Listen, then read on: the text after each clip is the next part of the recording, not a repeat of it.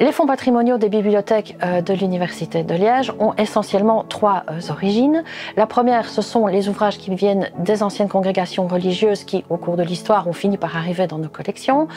La deuxième, ce sont les dons et les legs importants, dont celui du baron Adrien Wittert ou de Juliette d'Argent, mais plus récemment, ceux de la famille de Weysenbruck et Nagel-Makers. C'est un fonds riche et varié qui couvre de nombreux domaines, mais qui a aussi un champ chronologique très large puisque ce fonds permet de raconter plus de 1000 ans d'histoire puisque les documents les plus anciens datent du 9e siècle et les plus récents du milieu du 20e siècle. Ces dizaines de milliers de documents ont servi à construire les savoirs et à établir la science et aujourd'hui, ils servent encore à nourrir la recherche et l'enseignement de l'institution et ils rejoignent aujourd'hui le pôle muséal et culturel de l'Université de Liège.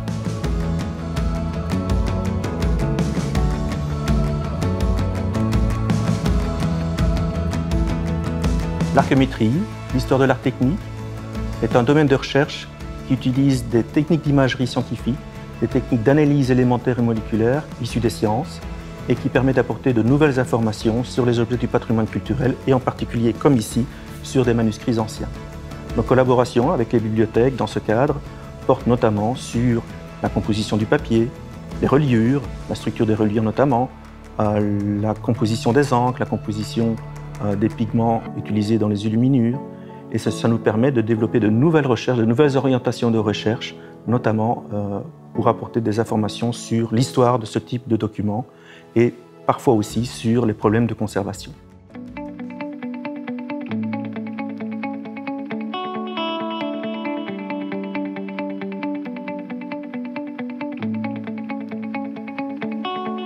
Nous avons la chance de bénéficier à l'Université de Liège de la plus riche collection patrimoniale de Belgique francophone et c'est une formidable opportunité tant pour l'enseignement que pour la recherche.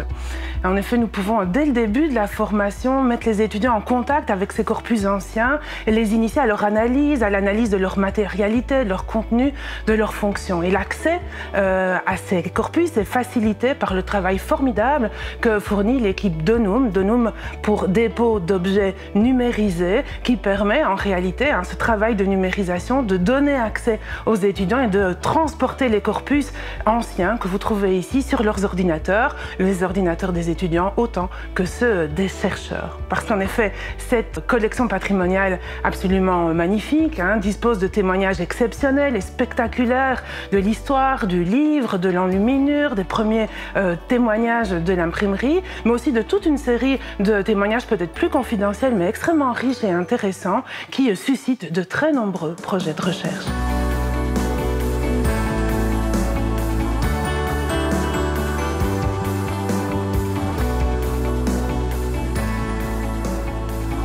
Depuis 2013, la bibliothèque mène des campagnes constantes de numérisation de ses collections, pour laquelle nous avons notamment mis en place un atelier de numérisation doté de tout le matériel nécessaire aux documents rares et fragiles.